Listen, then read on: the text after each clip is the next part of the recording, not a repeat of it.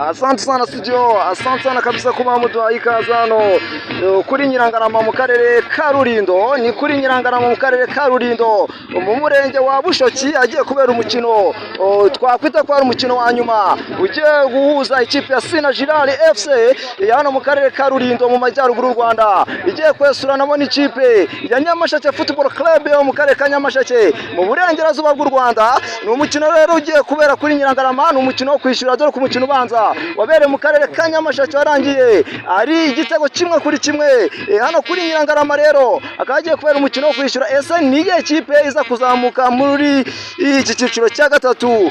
Uyu munsi tukaratumenya ikipe ya mbere iza kuzamuka mu cyiciro cya kabiri, dore ko ari n'amakipe amaze kumanuka mu cyiciro cya gatatu. Uyu munsi rero turabanga kuri Nyirangarama kugira ngo tuza kuza kwa tumenya. Je nitwa Niyonizera Mustafa Emmanuel, ni Gicumbi News Online. Hanyuma kandi kuri internet baradukurikiye washize Gicumbi News /RW. Hanyuma kandi ushobora guca kuri platform zose yaba Mustafa Niyonizera, urukuta rwanjye rwa Facebook ndetse yewe na platform zose za Gicumbi News. Hanyuma kandi Bizimana Desire akaba ahagarariye ibiganiro n'amakuru bya Gicumbi News. Twizera ko mu karere ka Gicumbi kabisa akomeza kugenda agira ibihe byiza cyane muri rusange. Ni umukino rero ugiye gutangira ariko ku masaha twari dufite ahangaha ku mukino uza gutangira ku isaha 8 zuzuye habaye gukererwa, dore ko ubu ngubu iminota igeze muri 7 umukino utari watangira urenze ku isaha 8. Urumva ko rero iminota ya mbere kabisa yatangiye kugenda iyoyoka muri rusange.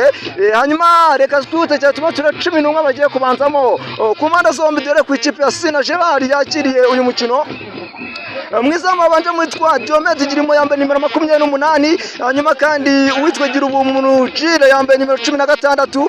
Uwitwa Obed yambaye nimero 5. Uwitwa Diame yambaye nimero 19. Nijana cyane kabisa akaba yambaye nimero 19. Uwitwa Rimana Fidel yambaye nimero 4. Uwitwa Pacifique yambaye nimero 3. Uwitwa Ishimwe Christian yambaye nimero 10. Uwitwa Ishimwe kandi Back yambaye nimero 6 ndetse n'uwitwa Mujyaneza Jacques akaba yambaye nimero 11. Uwitwa Shaka yambaye nimero 18. Hanyuma kandi uwitwa Niyo Mugabo Lisan yambaye nimero 17. Akaba ikipe abanze mu kwande kw'ikipe ya Sina Girard Football Club. Hanyuma kandi nakubwira ko kubatebe kabasimbura witwa Yaduhanze Josephat ni umunyezamu yambaye nimero 1. Ariho kandi uwitwa Nshimiyimana akaba nari kubatebe kabasimbura imwe mu ma YouTube kabisa nayo ariko atari yagira power. Ubwo ngubwo nawe wasimbuje wakarakaka ababyita subscribe, hanyuma ukajya umukurikirana. Hanyuma kandi ni umwe mu bantu bagenda batanga byinshi kuri ekipe ya Sina Girard. Agenda kabisa yaporodingira amakuru yayo, agenda postinga byinshi yewe no ku mikino ya Kagame Cup. Gatema izamu ikipe ya Sina Girard ariko ikipe ya Nyamasheke yari igiye gukubiswa igindi gitego ariko umupira ujya hanze kabisa. No kunagwa n'ikipe ya Nyamasheke FC mu kanya gato umusifuzi aza kuba yongeraho iminota y'inyongera. Mu kanya gato kabisa iminota y'inyongera iraza kwimanikwa ngaha. Igitego kimwe cya Sina Girard FC ku busa bw'ikipe ya Nyamasheke FC nicyo gitandukanyije izi impande zombi. Igitego kimwe ku busa Sina Girard FC igitego cyayo kimwe. Abasore b'ikipe ya Nyamasheke vuba bashakije icyo kibabona umupira babonana bakura Mushimimana umupira wafashe ikipe ya Sina Girard yitwa Jacques ariko umupira ugakwande kuri umusore w'ikipe ya Sina Girard yitwa Fisto ariko ati ikosa kufra ikipe ya Nyamasheke FC.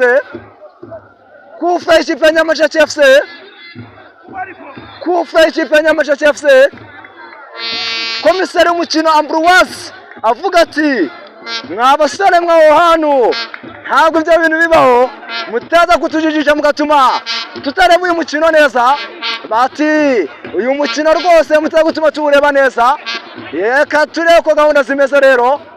Sina Girard yakiriye Nyamasheke umukino wo kwishyura wa shampiyona y'icyiciro cya gatatu, akaba twavuga ko ari nka final, ni nka final kuko ikipe iza gutsinda umukino iza kurara ikatishije itike yo gukina imikino ya shampiyona y'icyiciro cya kabiri umwaka w'ibihumbi 2024 2025. Katurebe rero kabisa, reka turebe witwa Jacques cyane kapiteni Jacques umupira ariko ati nikosa, umupira no guteka imbere y'umunyezamu Emmanuel Girababyeyi Emmanuel, umunyezamu w'ikipe ya Nyamasheke Football Club. Girababyeyi Emmanuel akari umunyezamu w'ikipe ya Nyamasheke, minota 45 y'umukino muri iki gice cya mbere kabisa, ikaba yamaze kuyoyoka, ikaba kabisa yayoyotse. Reka tagato ni kufa ikipe ya Sina Gerard, ikosa rikorewe uwitwa Diame, uwitwa Ndiame. Umusifuzi Ahad afite akazi katoroshye, umusifuzi Ahad kabisa afite akazi katoroshye. Kufa ikipe ya Sina Gerard FC, kufa ikipe ya Sina Gerard FC, ikatoya yayiteye ariko umupira uca ku ruhande rw'uzamurinzwe na Emmanuel cyangwa se Emi. Abundi avuga ko kwitwa Emi uba hari ifaranga wifiteho, ariko ngo mu gihe witwa Emmanuel nabwo mukizaho gake, ariko Manudi bujya ngo nta kintu umubarizwaho. Shampiyona y'icyiciro cya gatatu, shampiyona y'icyiciro cya gatatu kabisa. Ubu ku giterane ikipe ya Sina Gerard ifite ibitego biri kuri kimwe cy'ikipe ya Nyamasheke FC, ifite ibitego biri kuri kimwe. Ufashe umukino ubanza no kwishyura aggregate ni ibitego biri kuri kimwe. Reka tureva vuba abasore b'ikipe ya Sina Gerard. Diame ahinduye uruhande, Diame kiranura umusore wambaye nimero zingahe katembeza mariko batinu guteka imbere y'umunyezamu witwa Jacques, yarabonye uburyo bwo gutsinda igitego. Umupira uvuye kuri Diame cyangwa Christian.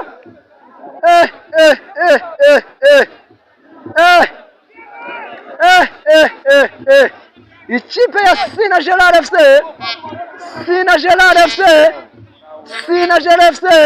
yaribonye uburyo bwo kuba yatsinda igitego cya kabiri, ariko ibintu biranga. Amakipe ku mpande zo mubona ko batangiye kugenda bananirwa kabisa. Ubona ko umujyi umupira watangiye, imbaraga zagiye ziyoyoka.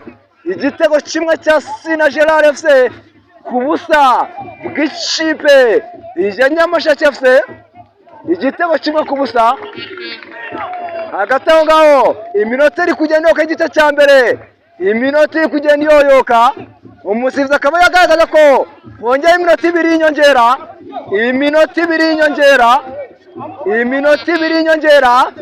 Igitego kimwe cya Sina Gerard ku busa bw'ikipe ya Nyamasheke FC. Reka tuva abasore b'ikipe ya Nyamasheke kwa kapiteni, ariko uwitwa kapiteni w'ikipe ya Sina ya Nyamasheke FC akaba ari uwitwa Shaban. Bamukorera ikosa, umupira ugiye guterwa n'umunyezamu Girababyeyi w'ikipe ya Nyamasheke FC. Girababyeyi Emmanuel akaba ugiye gutera umupira ku musifuzi ati we muretse.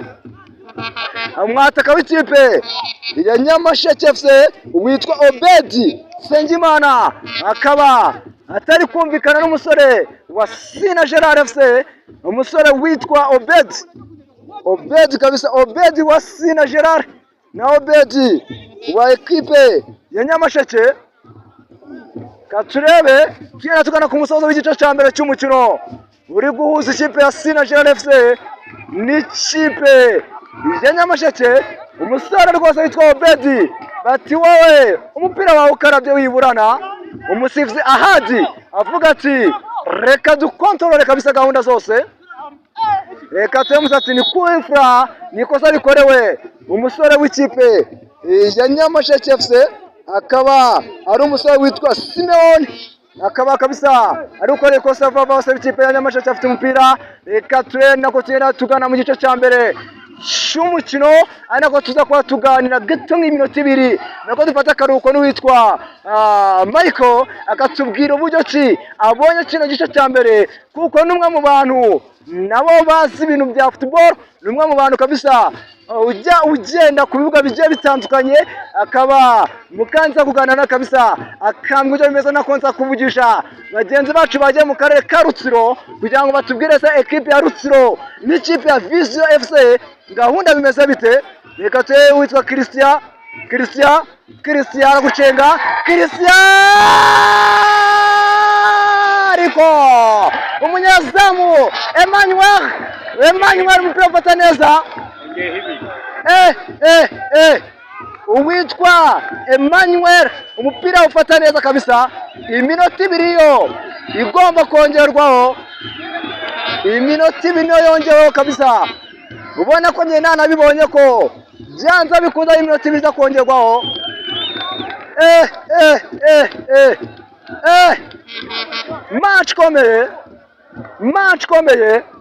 match komeye ariko abafana bo batujya bavuga bati reka tureva bose ikipe ya Sina Gerard ariko musati haguruka nta cyabaye wasaba ikipe ya Nyamasheke FC kontra bazamuka kwa attack reka twe kuri musambere 17 reka tureba karu witwa Pierre ariko Pierre afite umupira ariko umupira urinda urenga kabisa no guterekwa imbere y'umunyezamu Diomede rimwe w'ikipe ya Sina Gerard FC Diomede Girimwe ni ugiye gutera umupira iminota 2 yongeweho iri kugenda yoyoka nayo iminota 2 yongeweho iri kugenda yoyoka kabisa kugira ngo duce mu gice cya mbere tuza kwesa mu gice cya kabiri Sina Gerard FC araza kuza kuba koriki Sina Gerard FC araza kuba koriki kabisa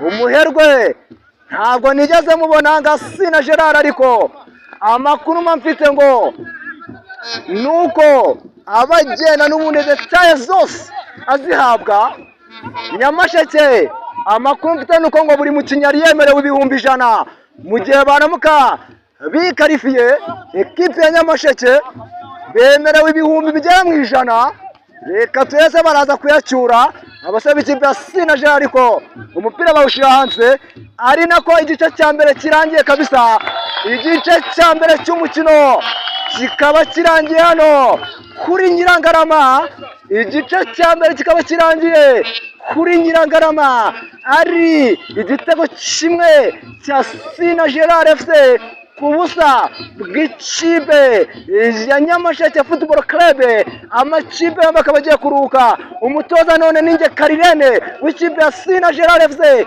ndetse n'umutoza witwa Olivier Uwingabire w'ikipe ya Nyamasheke FC bakaba bagiye kuganiriza abakinyi kugira ngo bamenye ese hagati ya Karirene ese Olivier ninda wigiza nkana uza kuza kuba yararasezerewe ibyo byose kabisa nibyo tugomba kumenya navuga ni rero reka natwe tujye kuruka ariko mbere yo kuruka manze nongera mvugisho gato witwa Mike ijwi rya Rurindo TV Mike igice cya mbere kirangiye ari igitego kimwe cya Sina Gerard FC ku busa bw'ikipe ya Nyamasheke ikipe kuba yavuye mu karere ka Nyamasheke mu burengera bw'igihugu ntabwo wenda aricyo cyaba kibaye imbarutso yo gutsindwa kino gitego nabyo wenda reka tuvuge yuko byanashoboka nimba ikipe mbere tutaramenya ese ikipe yaje direct iva Nyamasheke igera Rurindo cyangwa ifi yaraye inahi Rurindo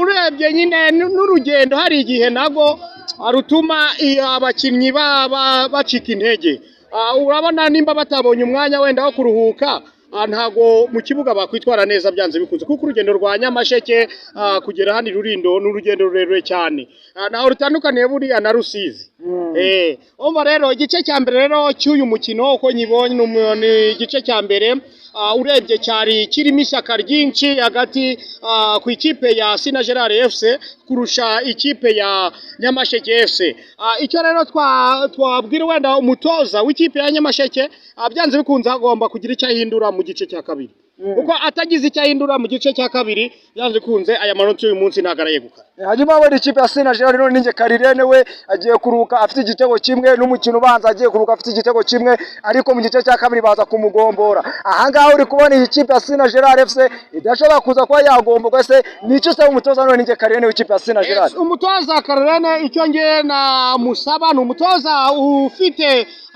uzi tekinike zitandukanye mu kibuga ku bakinyi be, byanze bikunze n'abakinyi ahorana nabo umunsi ku wundi. Urebye rero agomba nawe kugira icyo ahindura mu gice cya kabiri, uko atagize icyo ahindura ntabwo azibanga nanone Nyamasheke FC irazana mu gice cya kabiri. Niyo mpamvu nawe rero mu gice cya kabiri agomba kugira ikintu ahindura mu ikipe ye yabanje, akagira icyo ahindura, cyane cyane ko nabonye ikipe yabanje nubwo batsinze igitego ariko wabonye ko hari igihe bageze mu minota isatira iya nyuma y'igice cya mbere bagacika intege, nabo imbaraga bari bafite mu minota ya mbere zigatangira kugabanuka. Bisabye ko yuko ashaka abataka batyaye nanone, cyangwa se aho bari kuganirira akongera akagira icyo ababwira bari abataka babiri. Nabonye mwataka Jacques, nabonye mwataka Diame, bari abataka n'abahanga cyane kuko ndabazi cyane mu myaka myinshi, maze imyaka nk'itanu mbazi, n'abahanga kwataka cyane. Bisobanuye ko rero umutoza icyo arakora nuko agomba kubegera akababwira izindi tekinike bagomba gukoresha kugira ngo bashakishe ibitego byinshi. Sina Gerard hagati ahangaha agomba gushaka ibitego byinshi, kuko nadashaka ibitego byinshi ikipe ishobora kumugombora, kandi ikipe imugomboye urumva tayari babara n'igitego cyo hanze yaje kwishura.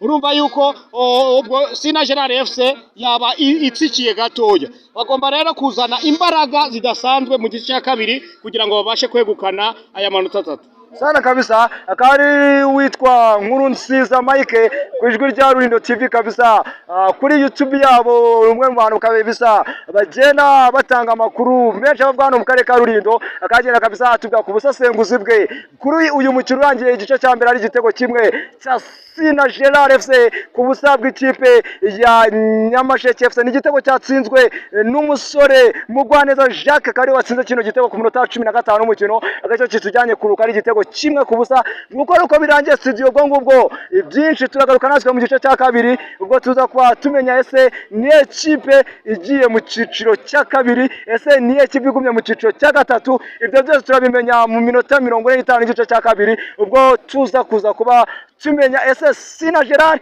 n'Abanyarulindo bararara mu ciciro cya kabiri, ikipe ya kane mu ciciro cya kabiri, cyangwa se ikipe y'Inyamasheke irajya mu ciciro cya kabiri isanga amakipe nka Rutsiro nayo iri guhatana kugira ngo ireke ajya mu ciciro cya mbere. Ubwo nguko ko Dizare